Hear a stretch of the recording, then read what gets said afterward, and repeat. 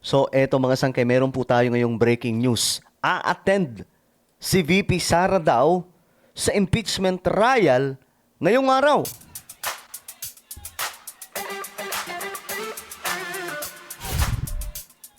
Guys, may bali-balita po na mukhang a-attend daw po si VP Sara sa impeachment trial today. Do hindi naman po talaga kailangan niyang pumunta mga sangkay kasi andun naman po yung kanyang legal team. Pero ang nakapagtataka daw mga sangkay kasi nandun yung mga security ng ating Vice President. So ngayon mga sangkay, anong meron? Ano ang paparating si Vice President Sara nga ba? Pag-usapan po natin ito. Anyway, bago tayo magpatuloy sa mga hindi pa po dyan nakakapag-subscribe sa ating YouTube channel, makikita nyo po yung subscribe button sa baba ng video na to. I-click nyo lamang po yung subscribe, i-click ang bell, at i-click nyo po yung all. Sa mga nanonood po sa Facebook, i-follow nyo po yung ating Facebook page. Okay guys, so, interesting. Kasi, ayon po dito sa report, mga sangkay, ilang miyembro ng security group ni Sara nasa Senado. Posible daw pong dumating o dumalo ang Vice Presidente. Kasi ang tanong dyan, bakit nandun yung ilang miyembro ng security group ni Sara? Ganun po yun mga sangkay. Halimbawa, Presidente. Kapag ka ang Presidente ay pupunta sa isang lugar, halimbawa, pupunta po siyang Bacolod, no? Bago po siya dumating doon, may mga security na pong nauuna doon para po ma-cleared ang area, no?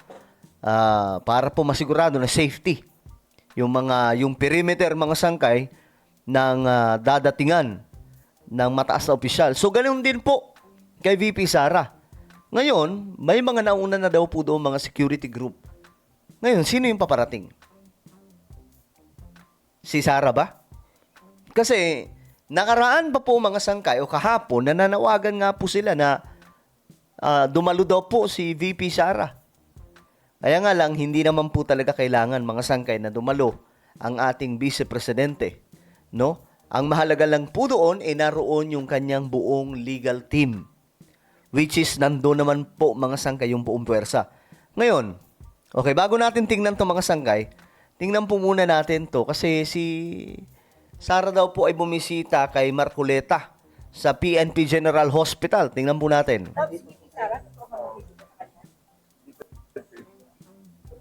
Yes.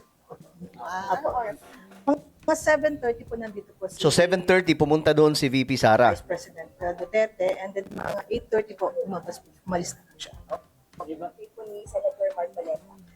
Sa ngayon po, undergoing pa po kami ng workup sa kanya for further evaluation pa rin siya. Nag-aantay pa rin po kami ng mga results ng mga labs na ginawa po namin sa kanya. Ano ang mga lab test? Blood chem, the usual, the basic po natin, ECG, blood chem, chest x-ray, 2D echo, ginawa na rin po namin sa kanya, and the x-ray ng cervical area, cervical spine pala. Ito po yung BP monitoring case natin. Continuous po ang BP monitoring namin sa kanya, and continuous po ang BP monitoring namin sa kanya ngayon. Sa ngayon po, fluctuating po ang BP niya for now. Siyempre, considering po yung age niya and the comorbidities po niya. Okay, so nasa 70 plus na rin kasi itong si Marcoleta, no? At ngayon, ayun nga po mga sangkay, inoobserbahan daw po sa PNP General Hospital itong kalagayan ni Marcoleta kasi may edad na po talaga, no? Dagdag pa po dyan yung stress. Hindi ko alam kung na-stress po yan. Of course, siguro.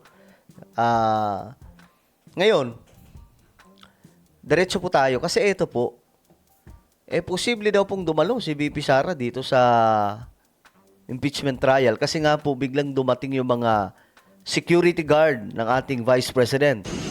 Ayan, no?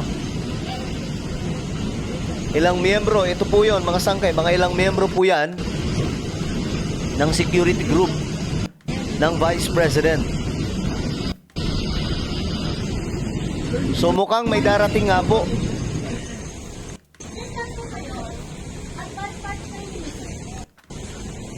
Ayan, mga nakaputi. Madami sila eh. Ayan oh. Ibig sabihin, may paparating. Baka dadating talaga si Vice President Sara Duterte.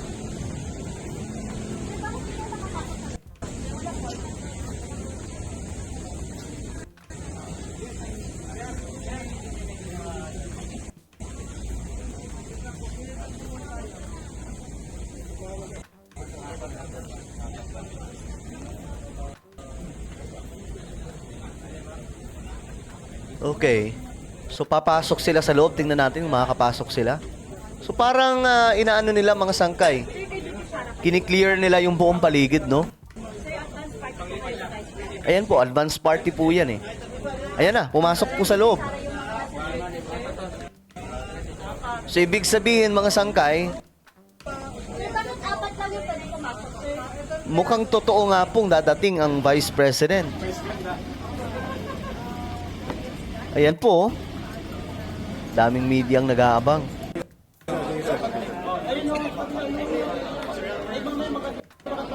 Grabe, no? Daming tao. Okay, well, abangan po natin kung makakadalo ang ating Vice President, no? At ano po yan, mga sangkay, medyo kaabang-abang. Kasi syempre, marami po ang nagsasabi na kailangan po siyang dumalo, no, para direktang masagot kung ano man ang mga paratang sa kanya. Pero ang batas naman po natin, pagka ganyan, hindi naman po kailangan talaga na dumalo siya. No, ang kailangan lamang po nandoon yung kanyang mga abogado. At buong-buo naman kahapon mga sangkay, medyo mabigat kaagad yung bakbakan. Pero today, may una daw pong lalabas mga sangkay na witness. Yun, yung kaabang-abang mga sangkay. Sino yung witness na yan? Yan na ba yung sinasabing Mary Grace Piatos? Diyos mio Marimar. So, bakbakan na naman po ito ngayong araw, mga sangkay. Kaya naman ngayon, nakabantay po talaga ang mga kapulisan. Pagkakalam po natin, nasa 6,000 na mga pulis ang nariyan mga sangkay, nagbabantay. Pero alam nyo, ito yung sobrang interesting. Kasi nga po, kailangan po ng 16 na boto para pumalaglag si VP Sara. No? Paano nila gagawin yun? 'Di ba?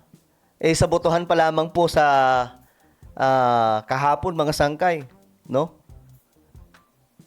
Yung mga pumabor kay Cheese, madami.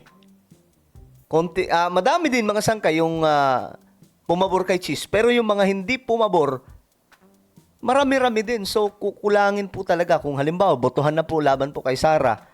Kung halimbawa, may judgment na po, mahihirapan po talaga ata sila na makarating sa 16, no, na mga senador para po ilaglag ang Vice President. Unless, ipakukulong nila lahat ng mga senador na andyan. Sila Bongo, kahit si Bongo mawala, mayroon pa din eh. Si Ruben Padilla mawala, mayroon pa din eh. Medyo mahirap po talagang abutin yung 16. No? Pambihira. Well, ano po ang inyong opinion, mga sangkay? Tingin nyo, dadalo si VP Sara ngayon? Comment down below. Huwag nyo pong kailimutan na i-subscribe yung ating YouTube channel. Mayroon po pala tayong YouTube channel. Ito po ay Sangkay Revelation. Hanapin nyo po ito sa YouTube ngayon din. Kapag nakita nyo na, i-click nyo po yung subscribe, i-click ang bell, at i-click nyo po yung all. Ako na po ay magpapaalam. Mag-iingat pong lahat. God bless everyone.